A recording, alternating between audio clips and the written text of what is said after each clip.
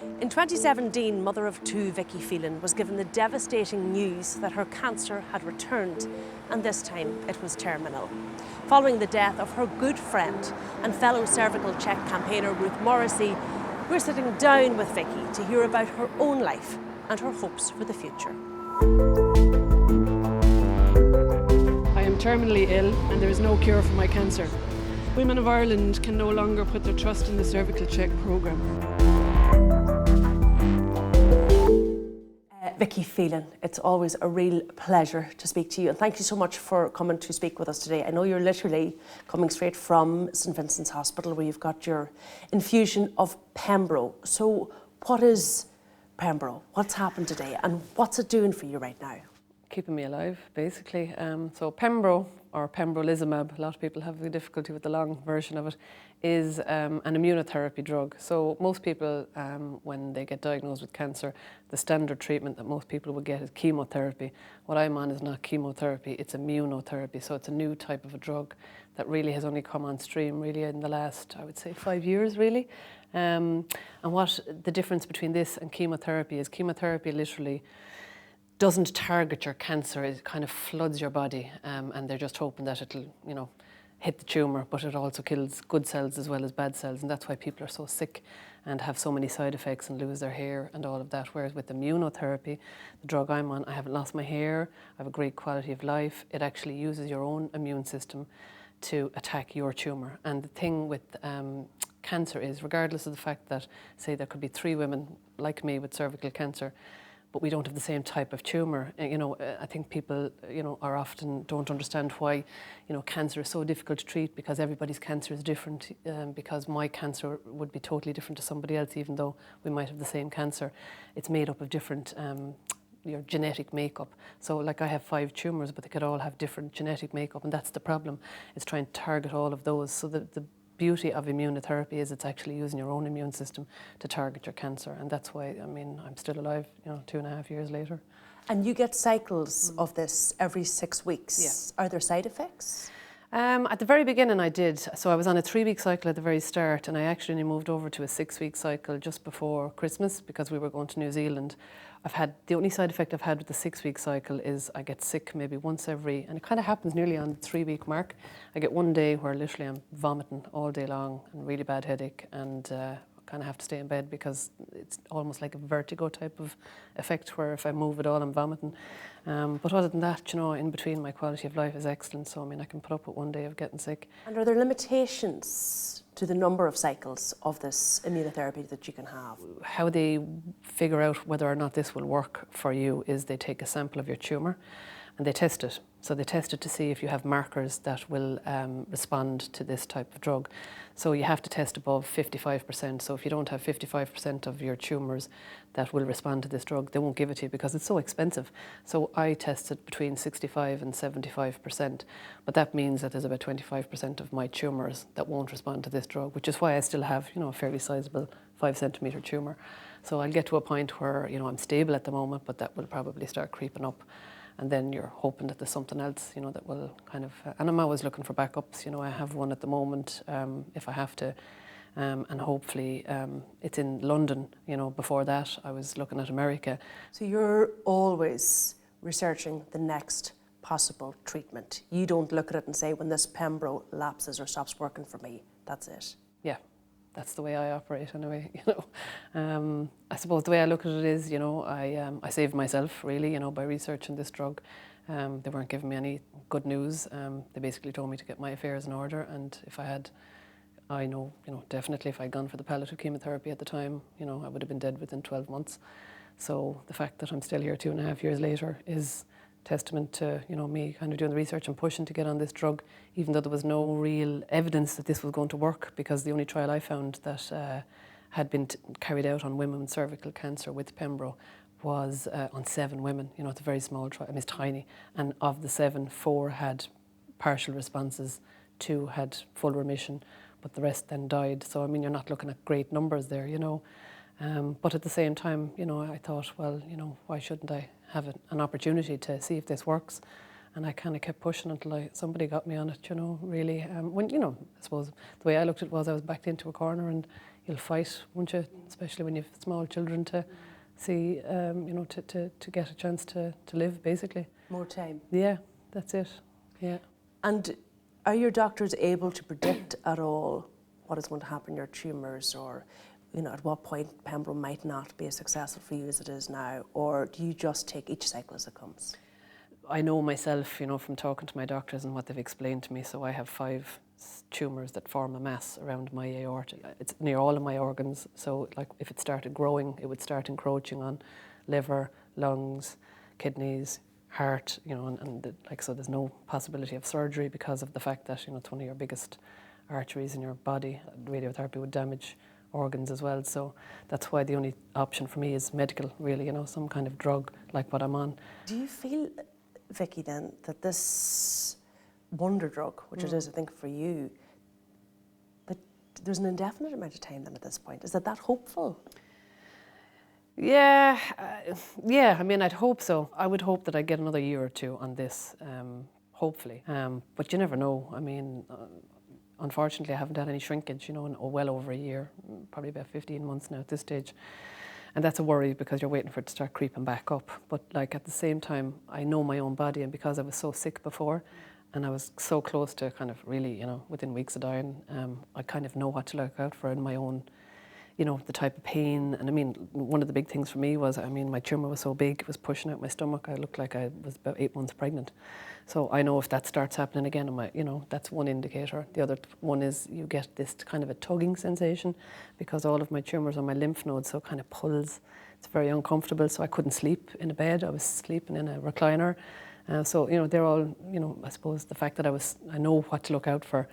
So I'll know when it's time to start moving again, you know, but so far so good at the moment. I'm fine, you know. So in the time sort of outside, you know, looking for alternatives and coming up and down to Dublin and for Pembro, and the day that you say that you're sick, outside of that time, do you try and live sort of, I know you have cancer in your body, but without cancer in your head almost, you know, kind of a cancer-free life? Yeah, I do, honestly. It's very rare these days, to be honest, because I'm so well that I even think about having cancer. And I do things without even, I mean, you know, we went to New Zealand at Christmas and I was paragliding and kayaking and, you know, I mean, I didn't think I'd be doing things like that at this stage, you know, so it's great. I mean, I looked at your Instagram, I've been following your account, you have zero fear. No, absolutely. And, you know, I never did. I was always kind of quite fearless, to be honest, anyway, but I think this has given me more of, you know, sometimes I would have kind of stopped and thought, oh, maybe I won't do that. But now I don't. I just think, sure, what's the worst that can happen, you know? So I'll try anything at this stage. Does it, or how do you feel about the fact that it was up to you to go off and do the research and find Pembro after you'd been told, you know, it's palliative chemotherapy and that's it? That was left to you to do. Yeah, very angry. I mean, I'm not obviously anymore, but at the very start, you know, it took a long time for that anger to subside, I suppose, because I just thought of other people sitting in that waiting room, you know, on the same day as me, you know, probably getting the very same news. And a lot of people would just go home and take that and, you know, not do anything because they would, you know, accept the prognosis and assume that there was no other options, whereas I was always the type to question. My mother would always tell you that. I was the child who always asked why, you know, from a very young age, you know. And then I one of those 2 or 3 I was one of those, yeah, painful children. I wasn't going to use that word, but I do know what you mean. Yeah. And I suppose that's why I got into, you know, working in education. You know, I always questioned everything. And I will read up about things, you know, a lot, and never think that I can't find something myself. You know, I have very good research skills. I know that, and they really came to the fore. You know, when it came to the crunch. Then I remember going home that day, and I wasn't expecting that. You know, I thought she'd tell me 12 to 18 months, but when she said 6 to 12 months, Jesus Christ, you know, I really couldn't believe it. You know, it was. You know, you read these books or you see things, and that description of, you know, the legs went from under me. I mean, I never understood that description until it happened. You know, literally my legs went to jelly. I could barely stand up, you know, just from the shock of hearing that, because I felt so well. That was the thing at the time. So, you know, I suppose I remember that night kind of going home and, you know, feeling sorry for myself, as you would, obviously. But I remember it took me a day or two to kind of think, it went from kind of feeling sorry for myself and kind of panicking to kind of going, well, hang on a minute, maybe there is something, you know. And I got really angry and I thought, I'm going to start looking and see if there's anything else. Surely there must be something. And that was it. I was on the laptop. And I knew I had 2 weeks between that appointment and meeting the medical oncologist who was literally going to start me on palliative chemo. And I thought, right, I'm going to use the 2 weeks now and see if I can come up with something myself. And that's what I did. And I remember going in armed with papers, and your man was nearly, you know, he had a heart attack when he saw me coming. But like, that was up to me to do. But you did all of that. And I did it all myself. Not everybody has your abilities. Not everybody is probably as likely to not take no for an answer. Not everybody is as formidable as you are, or as you say, as academic that you are, that you're able to read those papers, find that trial, find that drug, get on the phone, make things happen. Yeah. I mean, I was ringing Merck Sharp and Dome, the company that make pembrolizumab. I was making a nuisance of myself trying to get contacts, you know, to get through to somebody who would give me access to it. I rang Vincent's. I found out the name of 3 oncologists in Vincent's who were using this drug with patients, not necessarily cervical cancer patients, but that still didn't put me off. I just thought, well, they're using it, surely they'll take somebody. And I kind of thought, look, I'll sign whatever waivers you want. If I die, I die, but I really don't have options. You know, I'll sign whatever paperwork you want, because I know that's the way these things operate. It's all insurance. And I said, I'm willing to take the risk, and that's kind of how I got it in the end, you know. I rang TDs, I was on to Simon Harris even at that stage, ever before he knew who I was, you know, so I made a nuisance of myself and made sure I got it, you know, because... And wasn't that worthwhile? Yeah, absolutely. I mean, here today. I was just hoping for maybe 12 months, you know, but 2.5 years later, and a quality of life that I haven't spent more than 1 week in hospital in that 2.5 years, you know. Which is wonderful. Yeah. How far ahead then do you look, Vicky?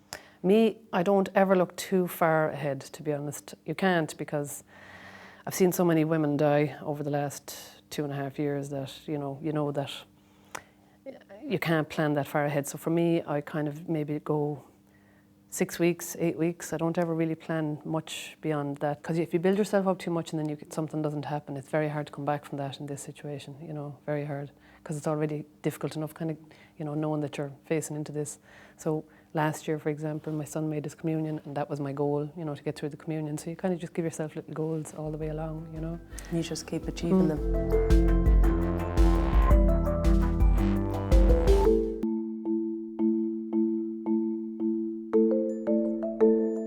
You said you've watched a lot of good people die, a lot of friends die, and obviously in only recent weeks we lost your fellow campaigner, but your friend more than anything, Ruth Morrissey. You wrote a really, really powerful piece, Vicky, in the Sunday Independent. When did you write that?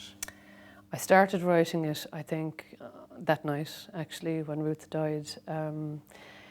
The day she died, I got a phone call from my solicitor, Keane O'Carroll, who was also Ruth's solicitor, to tell me. Now, I had been waiting for the news, to be honest, from about March, between March and July when Ruth died. She had been in and out of the hospice more than she was at home, you know. Things were getting worse, you know. She had new tumours in her spine. She was confined to a wheelchair. I mean, people don't see that side of this cancer, and that's, you know, one of the things, you know, it's just... A horrible end. A horrible end, it really is. So, but, you know, of all the women I've met who've had cervical cancer, Ruth really, unfortunately, you know, had an awful lot of complications. From the very first day I met her, she was on crutches, you know. And I felt so guilty a lot of the time because I'm so well, you know, and that's hard, you know, as well. But I remember that day when I got the news, obviously I was very upset. Thank God the kids weren't there. They were actually gone off camping, you know. I didn't even get dressed, to be honest. I just stayed in my pyjamas and I didn't do anything for the day, just cried, really, you know.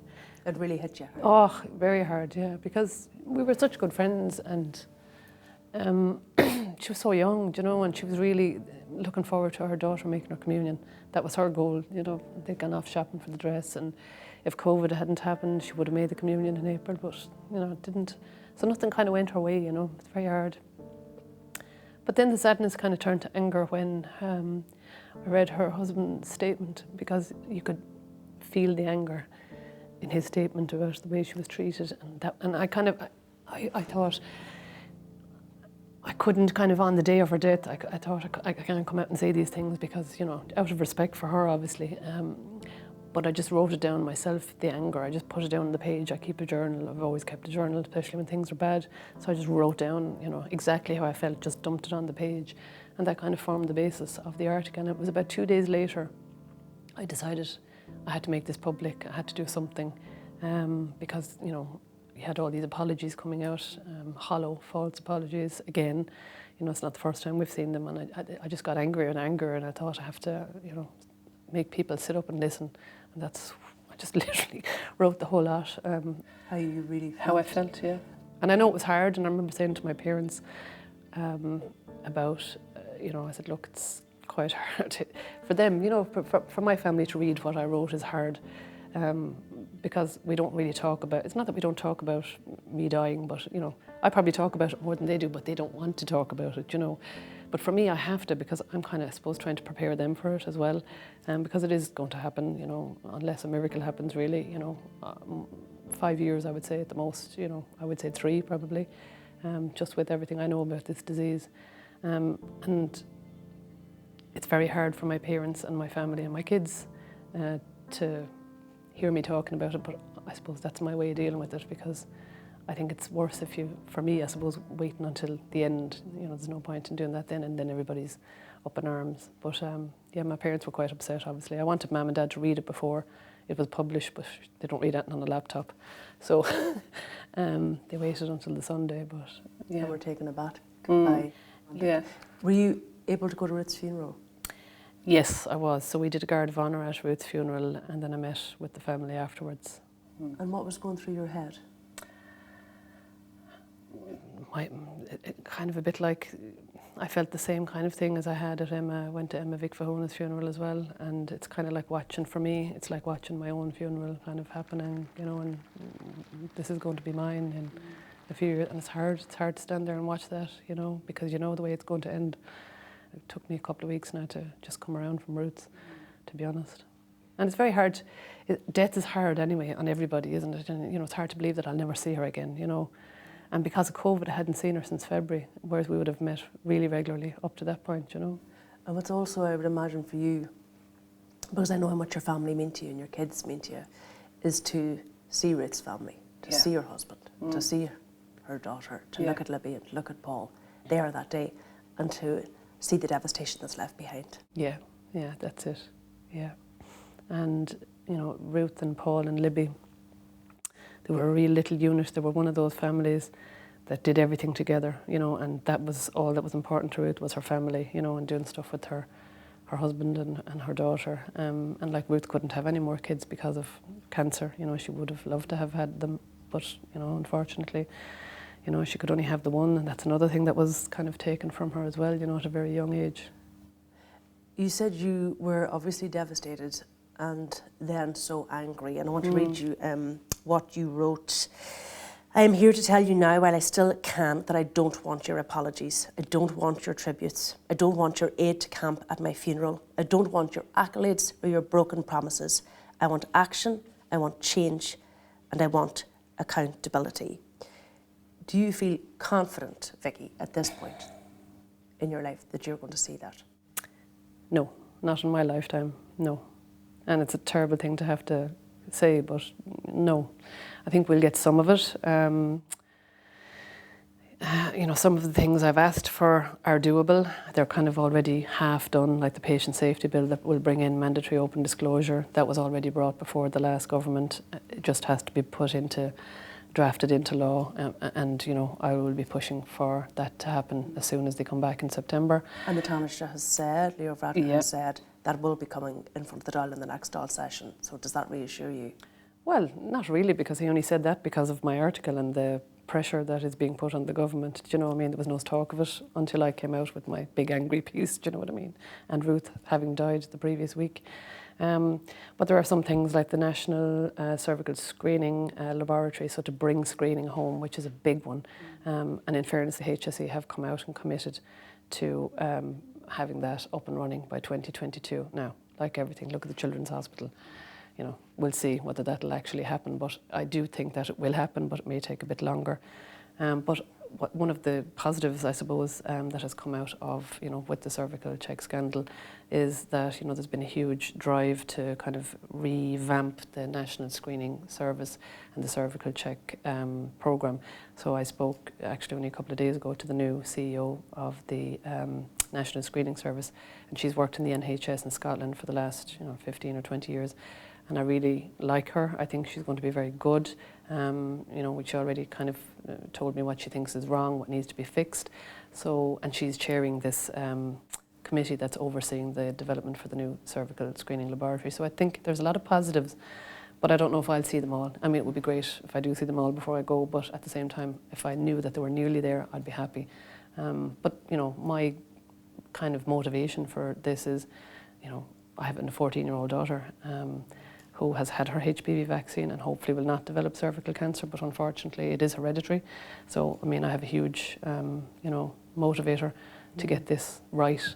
And, you know, obviously for the women of Ireland, but it's my daughter that motivates me to get this done.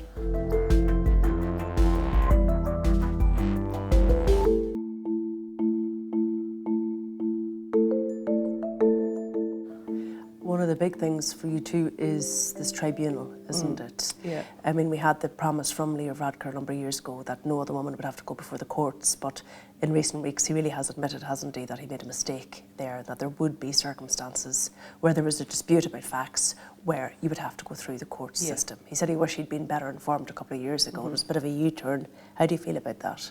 Yeah, I was glad to see that, you know, he finally admitted that he was wrong.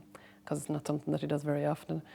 And also that, you know, there's an acknowledgement that the system is not working.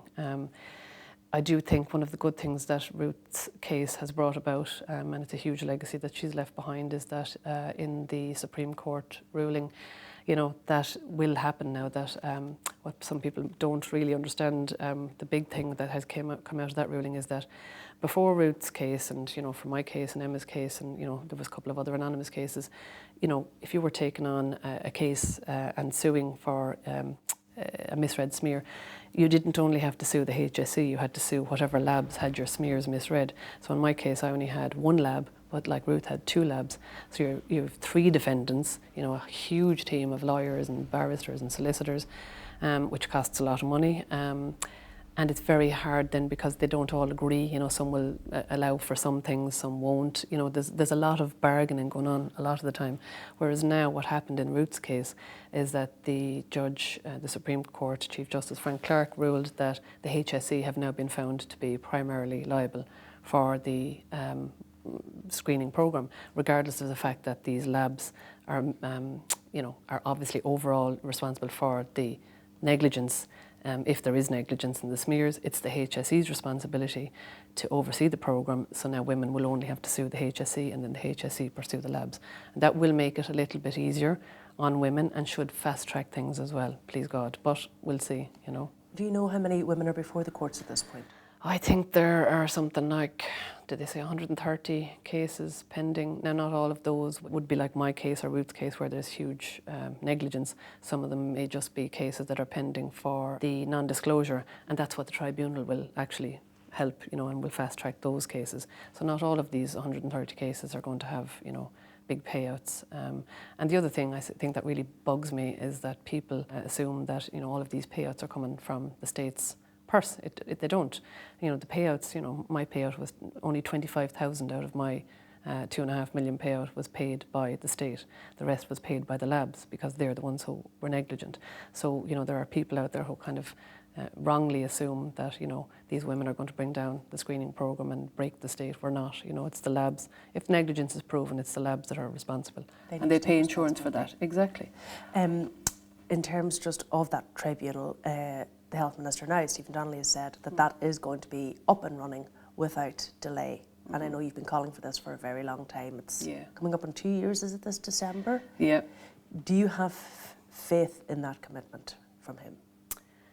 I'll believe it when I see it. It's like everything at this stage. Now we are meeting with him in a couple of weeks, and that's one of the things top of the agenda, because there are women that are at a stage where once my case broke at the end of April 2018, any of the women, say, within the original 221 plus group, would have been notified kind of by the end of May, and like there's a statute of limitations. So the statute of limitations is up since the end of May for a number of the women in that group, and that's one of the reasons we've had a huge worry about the way the tribunal has been delayed and delayed and delayed, and we've been looking for them to kind of make a commitment that, you know, that they're not going to pull a fast one and that the statute of limitations will run out for women because of a delay with establishing the tribunal. The tribunal will help women to get through these cases faster. But one of the other things that we're trying to push for, and Micheál Martin did promise that in the Dáil when he was making his apology to Ruth's family, that the tribunal is actually not any less adversarial than a High Court case. It's just behind closed doors, and there are advantages and disadvantages to that.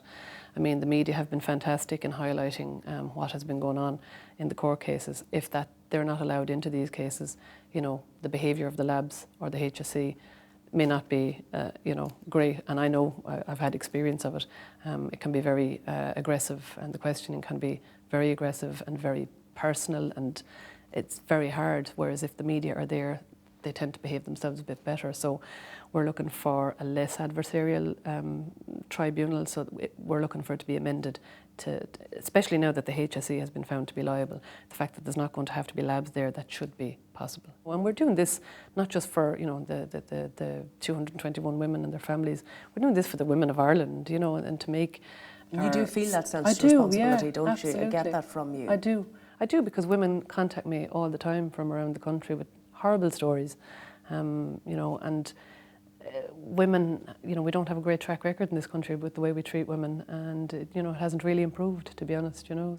Do you ever worry, Vicky, because you've put so much work into the cervical check screening programme at this point and getting changes, that you won't be here to see it through and that nobody will be there to lift the mantle?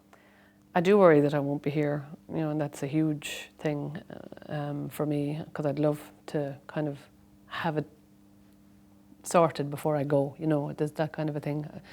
You know, I feel like I can't go until it is. Maybe that's what's keeping me alive. You know, I do wonder often, is that it's the drive to get these things done that's keeping me alive as well, because I want to see it happen. But I do think women in general in this country need to kind of stand up as well for themselves and demand more, you know, demand more, and not accept what, you know, if you're not happy with, you know, simple things like if you're not happy with your doctor, move, you know, there's simple things that people can do. If you're not happy with your prognosis, ask questions, absolutely. push, Yeah, etc. You spend so much of your life, Vicky, you know, speaking to the press and giving interviews and trying to push this agenda, because you are so determined, as you say, to see it through to the end.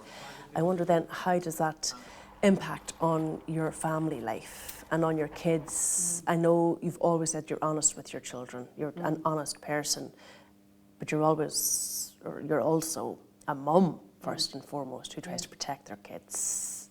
Yeah, it's been difficult kind of trying to find a balance. Actually, one thing I found with COVID, since, you know, we've been in lockdown, it's actually made me slow down. I think I realised I was doing way too much. I mean, when I look at what I was supposed to do in March, I think, Jesus Christ, thank God COVID came along in some respects, because, you know, I just keep saying, oh yeah, I'll do this, I'll do that. And, you know, whenever I'm in Dublin, like today, you know, go for treatment and I fit in an interview, or, you know, I mean, anyone else would be going home, going to bed.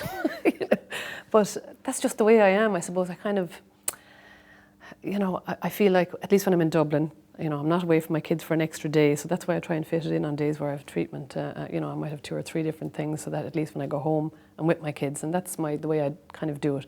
Most of the time, I would fit in interviews and things around their school time, you know, so when they're gone to school, I'll do loads of stuff, but once they're at home, then I try not to take any calls, or I'll do it at night time, then get back on the laptop and go on Twitter or whatever when they're in bed. Because I see on your Instagram account, there's loads of lovely pictures of lovely family time and really special experiences with your kids, and you say always fill in their memory bank. That's what you're doing. Yeah, it's really important. I think, you know, one of the things, you know, there are good things that have come out of having a terminal illness. It makes you realise what's really important. You know, I mean, I was no different than anybody else, worried about stupid stuff like, you know, being overweight and kind of not wanting to go somewhere because, you know, I don't look right or I don't have the right clothes. I couldn't care less anymore. I'm gone past that, you know. I just want to spend my time with my kids while I can, because unfortunately I see that, you know, there will be an end to it, and, you know, I won't be able to do these things. So, you know, I try and pack it all in as much as I can. Now, at the same time, I have to be realistic, and I can't always be on the go, and sometimes we'll just sit down and watch a movie or go for a walk or something. But when they're off, I try and do kind of different things, and obviously I'll ask them what they want to do and fit it around them. But you're actively trying to fill your time so that they have lots of things that they can, when they think of you, they remember 100 countless wonderful days. Is that the idea? That's the idea, yeah, because I think that's what they'll remember. They'll remember what I did with them, And do you talk to them about where your treatment is at? Yep. And where your cancer is at? Is that an ongoing conversation? It is, yeah, absolutely. I suppose I know from my own daughter, she's been, from when she was born, we've had a lot of issues with her. She's a huge medical condition, and then she was very badly burned when she was 7. So we've been in and out of hospital with her quite a lot over the years. And I know from those experiences with her that it's important to kind of talk to her about what's going to happen and about her treatment. And then when I got cancer, it was the same thing. Obviously, it's age appropriate. Like when I was diagnosed first, my son was only 3. So, at the time, you're just kind of saying, Mammy has a sore belly, whereas now he's 9. Once he got older and understood, well, then I explained what cancer was. And I remember somebody said to me, Jesus, how did you think of that? I remember he was massive into Star Wars at the time, so I started drawing. Now, I can't draw, but I tried my best. The Death Star. And the lightsabers, and I was saying, well, it's like as if imagine the Death Star is my tumor, and lightsabers kind of disintegrate thing, like when Luke Skywalker chops someone's head off, they're gone. I said that's what the treatment is do. So he understood that. He got that, And as we go along, the week I was in hospital, I was upfront about it. He was upset that I was gone, because normally I might be gone for a night or 2. That's the only thing I do notice, that he's very. When I'm going anywhere, I have to tell him, where I'm going, when I'm going to be back, and if I'm not back, then he starts getting a bit anxious. And that's understandable, you know what I mean? Because, at the back of his head, he knows that, I'm sick, and the last time, I was in hospital for a week. But, as long as he knows and you keep him kind of up to date, he's okay. And like when I'm well, they don't worry about me. It's only when maybe they see me lying down if I'm tired, or like when, I get sick every 2 or 3 weeks and I'm in the bed for a whole day practically, and that he does get worried, and he'll be coming up, rubbing my head, and do you want a cup of tea, ma'am? Or, he's very good at minding me, but at the same time, for me it's important that I explain to my kids what's going on, because I think what's worse is what they imagine in their heads, I feel, with kids. And, some people think I probably tell them too much, but it works for me and my kids,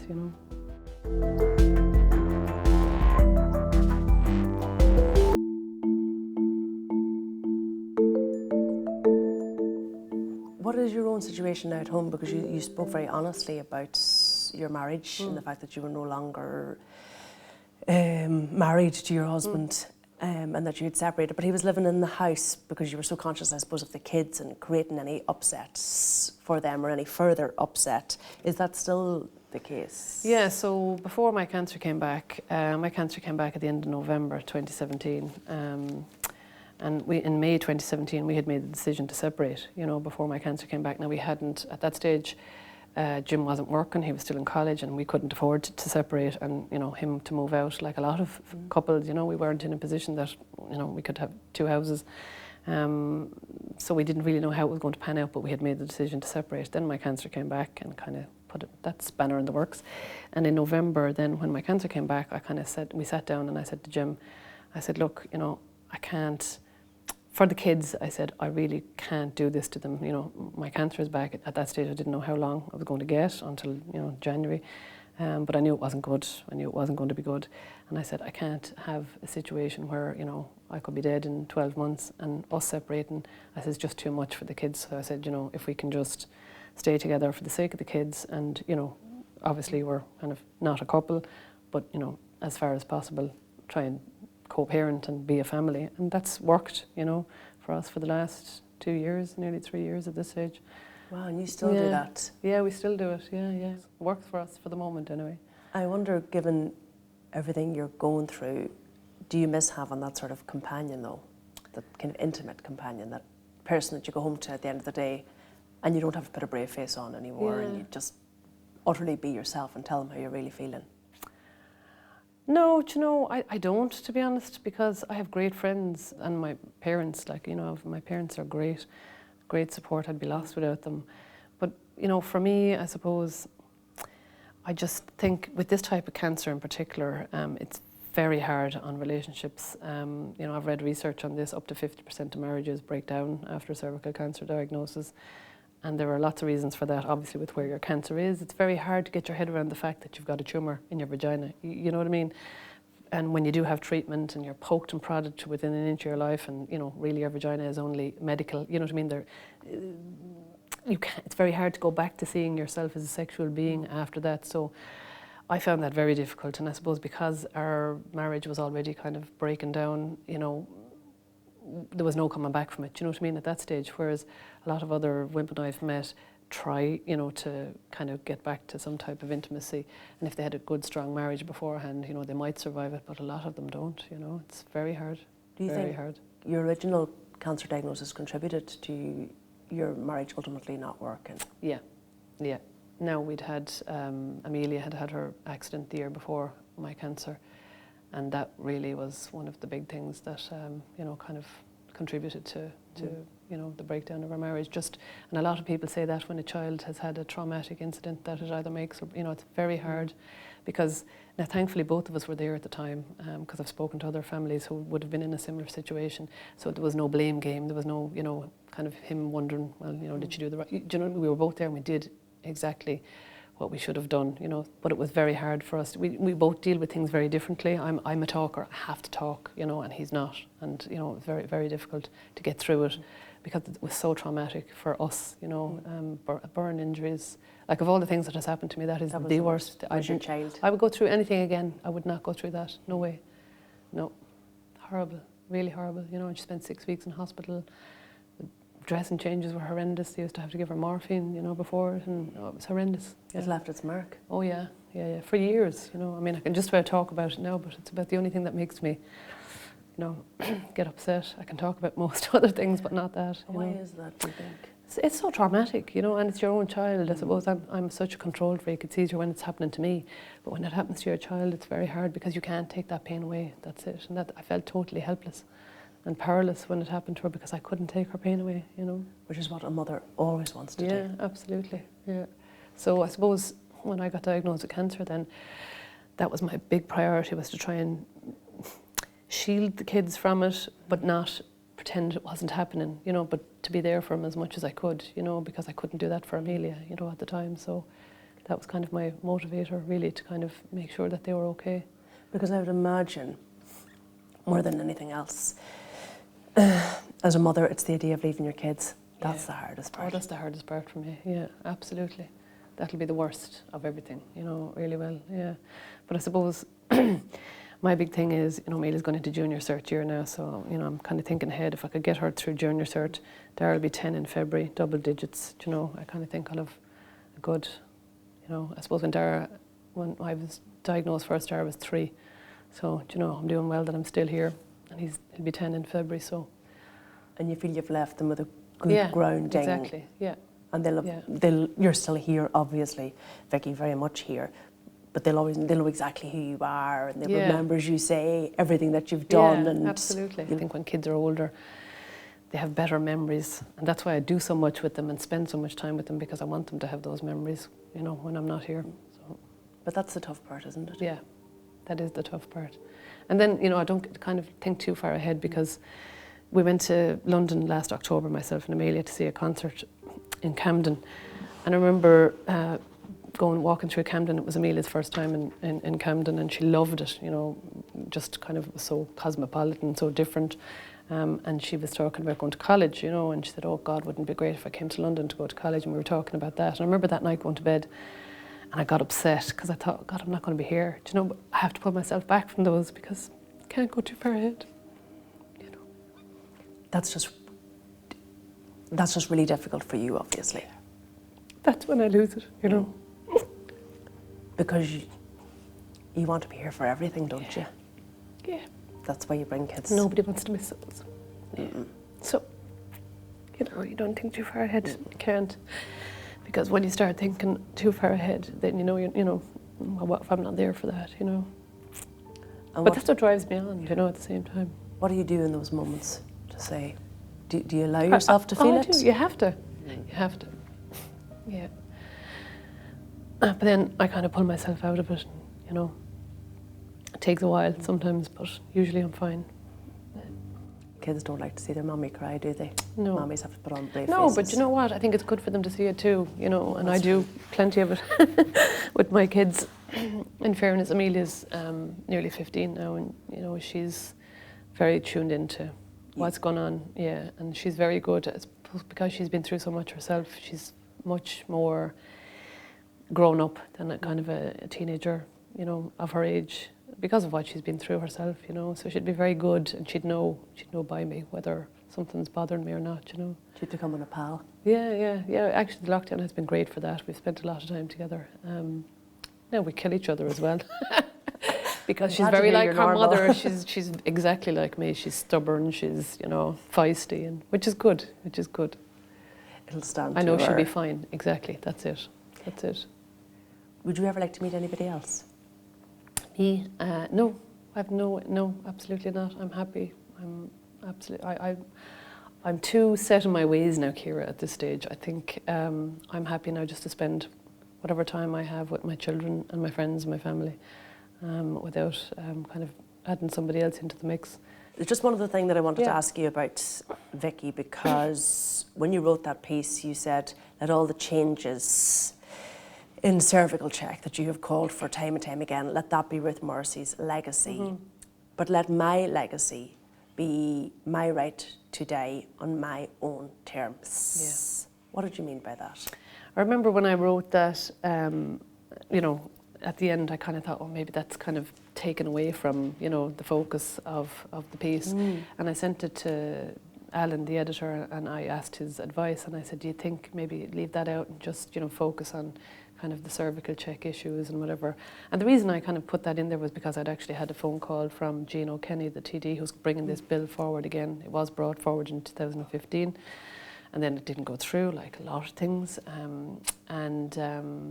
He had asked me would I help him support it, because he knew I'd seen pieces I'd done before supporting, you know, euthanasia and people's right to die with dignity. And I said, absolutely. I said, I have a huge, obviously, vested interest in this, and I think, you know, people should have a choice.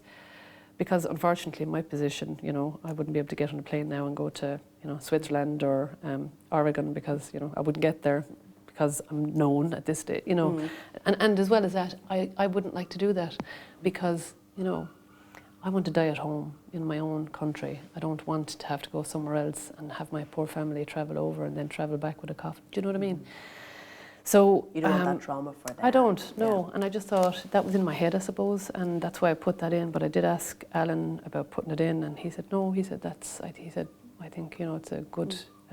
He said if that's how we feel, and he said that's what you'd like your legacy to be. He said it's a good end, you know, to the piece. So I was glad I put it in, because it'll start, you know, conversation around this again, I think. And look, I know it's not for everybody, but I suppose the way I look at it is people should have the choice. I mean, I know from having, you know, witnessed and heard from other people who have gone before me with this disease, it's not a nice way to go, and I, you know, would rather not have my children. I have young children. That's the thing. It's different if you're in your 80s and you've lived your life, and you know, but if you're, you know, young and you have children watching you die, and I've seen people die, and it's not a nice thing to witness. I don't want my children's memories to be of me, you know, dying. And you know, there's a particular sound, I'm sure, I don't know if you've seen somebody, but it's not nice, you know, and you know, there's a lot of pain involved with this cancer at the end, and you know, I don't see why I should have to suffer, or my children should have to suffer. So it's not about the pain that you'll be feeling. It's not the physical side effects that you're worried about. It's the emotional impact that it'll have on your kids. Yeah. That's why you want it. Absolutely, yeah. And it's not a nice way to go. No. We don't do it to animals, and this is what really bugs me, you know. You know, we put animals down gently. Why should we not be able to do it with people, especially when there's an awful lot of pain involved, you know? And do you think there should be limitations to this? Absolutely, and there is. I mean, the bill that has been brought in, I've read it and I've gone through it. It has to be witnessed by 2 different medical practitioners. They can't be related to you. It has to be very independent. and it's only in limited circumstances, so where there's a terminal illness, where there's no coming back.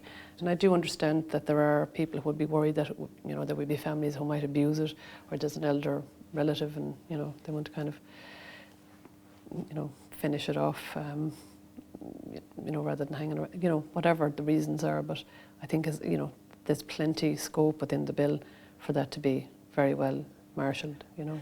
And yet you will hear, and I've read about it already, these arguments that it's a slippery slope is the phrase that you always hear, that it starts by allowing people with a terminal illness, you know, to decide when they want to die in certain circumstances, but then it becomes somebody who has a chronic illness or somebody who's suffering a psychological, perhaps, not physical. Yeah.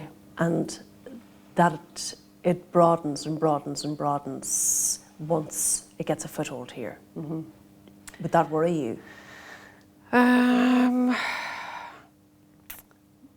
There's always a worry, I suppose, with anything that you know, if it gets in, that it will end up getting extended. But I suppose my point is, you know, try and live in my shoes and have, you know, what I have to face, you know, going around in your head every day, especially when somebody else dies and you know that, you know, it's not going to be an easy end, you know. It's not fair, you know. I mean, if I had my choice, I'd go to Switzerland or wherever, but I can't do that, you know, and I wouldn't do that to any of my family members, you know, if they were to be prosecuted when they came home. So it's not an option, you know. But this is something that you're going to start fighting for now, are you? Yes, yeah, that's my next fight. Beyond all of that,